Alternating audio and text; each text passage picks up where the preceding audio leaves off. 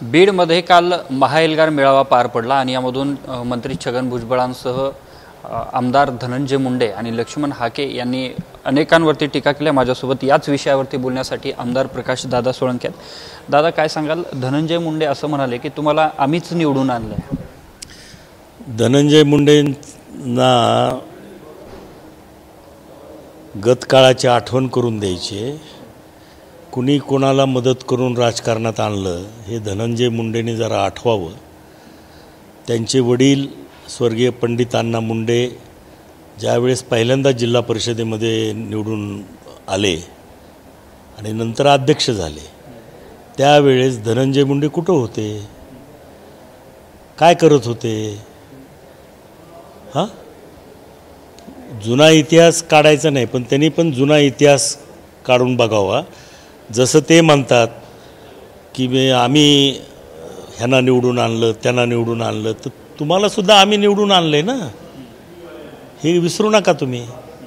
तसं म्हणायची काही गरज नाही, कुणी कोणाचं एकमेकाचं काढायची गरज नाही।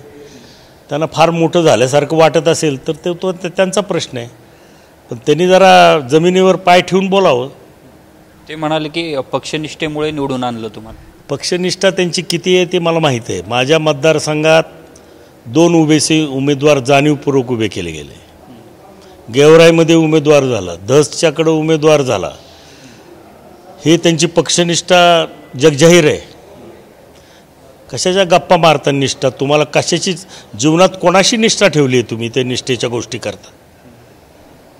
ते विजयसिंह पंडितांच्या बाबत बोलताना म्हटले की त्यांना मी उरावर घेतलं आणि निवडून आणलं पक्षनिष्ठेमुळे। या वक्तव्याकडे कसं बघता तुम्ही? हे पहा, तेच मला त्यांना सांगायचं आहे की सर्वजण आम्ही एकत्रित एका पक्षात काम करतोय, प्रत्येकाची प्रत्येकाला मदत होत असते। जसं ते काय आमच्यापेक्षा फार काही उच्च दर्जाचे आहेत आणि आम्ही कनिष्ठ दर्जाचे आहेत असे नाही। आम्ही 5-5 वेळेला आमदार झालेलो आहोत। विजयसिंह पंडित त्यांच्या वडिलांच्यापासून जेव्हा धनंजय मुंडेचा जन्म झाला नाही तेव्हापासून राजकारणात आहेत। ते असं म्हणाले की जरांगे पाटील मराठा समाजाला फसवत आहेत आणि त्यांच्यापासून आता समाजाने सावध राहिलं पाहिजे। याकडे कसं? मराठा समाजाला शहाणपण शिकवायची काही गरज नाही। मराठा समाज सुजाण आहे, सुशिक्षित आहे। जरांगे पाटलासारखं एक संघर्षशील नेतृत्व त्याला मिळालेलं आहे।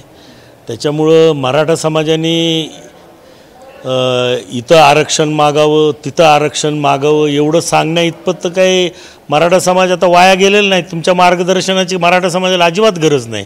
तुम्ही तुमच्यापुरतं मर्यादित बोलावं, इतर समाजाला सल्ले द्यायचं काम बंद करावं।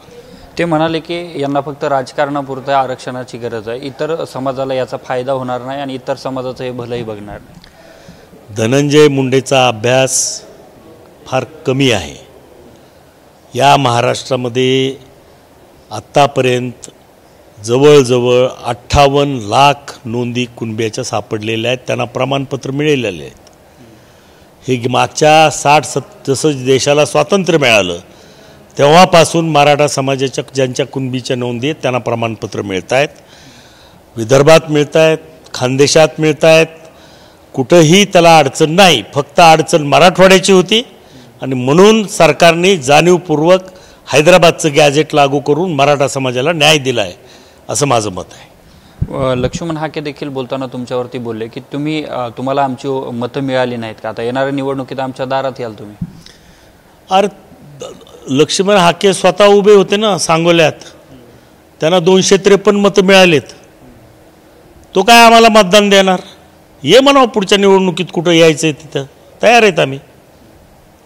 येऊ द्यावं ना त्यांनी, नुसत्या वल्गना करण्यात काय अर्थ आहे? यावं, इथं उभं राहावं एखाद्या मतदारसंघात, जिल्हा परिषद लढवावी, मग बघू तुझं काय कर्तृत्व आहे ते। ते वारंवार असंही म्हणतात तुम्हाला की तुम्ही राजीनामा दिला पाहिजे, तुम्ही एकाच बाजू घेता, जरांगे पाटलांच्या बाजूने उभे असता। आम्ही मराठा समाजाची बाजू घेतो। मराठा समाजाला आरक्षणाची गरज आहे हे सर्वजण मान्य करतात आणि सरकारने त्याच्या बाबतीत अतिशय सकारात्मक भूमिका घेऊन GR काढलेला आहे। प्राधान्यानं मराठवाड्यातला मराठा समाज डोळ्यासमोर ठेवून हैदराबाद गॅझेटियर लागू केलेलं आहे। त्यामुळं तुम्हाला मग ते नैतिकतेच्या गप्पा मारायच्या आहेत तुम्हाला, तर तुम्ही सुद्धा राजीनामे देऊन बोललं पाहिजे। तुम्ही महाराष्ट्राच्या मंत्रिमंडळात आहेत, तरी तुम्ही बोलता. कॅबिनेटने निर्णय घेतला आहे, सब कमिटीने निर्णय घेतला आहे, मुख्यमंत्र्यांनी दोन्ही उपमुख्यमंत्र्यांनी निर्णय घेतला आहे, तरी तुम्हाला तो मान्य नाही. मग तुम्ही पण मंत्रिपद सोडून बोलायला पाहिजे, असे मेळावे घ्यायला पाहिजेत. लक्ष्मण हाके म्हणाले की तुमच्या वडिलांना ज्या वेळेला उपमुख्यमंत्रीपद मिळालं त्यावेळेला जात आडवी आली नाही आणि आता तुम्हाला मंत्रिपदाचे डोहायला लागले, तर आता तुम्ही बोलताय की माझी जात आडवी आली नसता मी मंत्री असतो. माझ्या वडिलांना जे काही राजकारणात संधी मिळाली त्यावेळेस आजच्यासारखी जातीवादाची परिस्थिती नव्हती. त्यावेळेस कर्तृत्वाला वाव होता.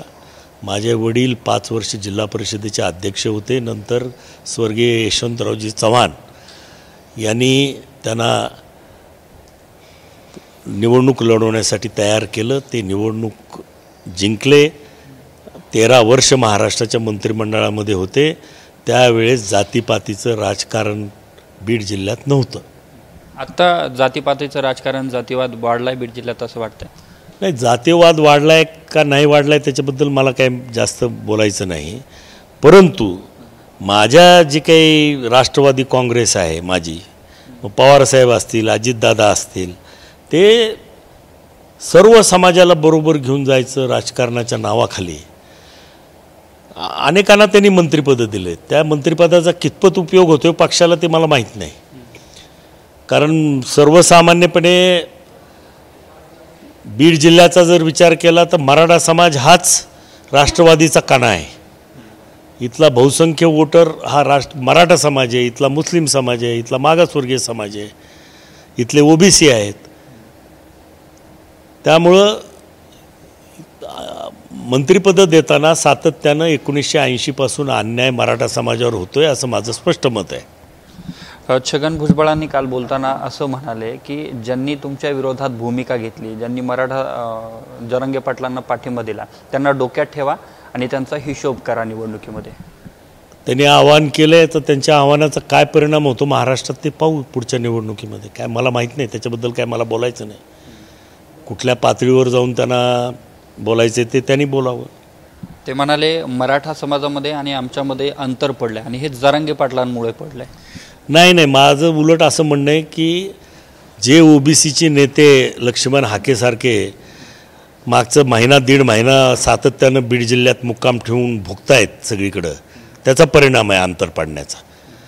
मराठा जरांगे पाटलामुळं कुठंही अंतर पडलेलं नाही. जरांगे पाटलांनी विविध समाजाच्या मागण्यांना जाहीर पाठिंबा दिलेला आहे. नक्कीच आपल्यासोबत होते आमदार प्रकाश दादा सोळंके आणि त्यांनी ज्या काल लक्ष्मण हाके, आमदार धनंजय मुंडे यांनी टीका केलेला होता त्याला प्रत्युत्तर दिलेलं आहे. कॅमेरामन विनोद हुमनाबादकर मी अशोक काळकुटे, TV9 मराठी, माजलगाव, बीड.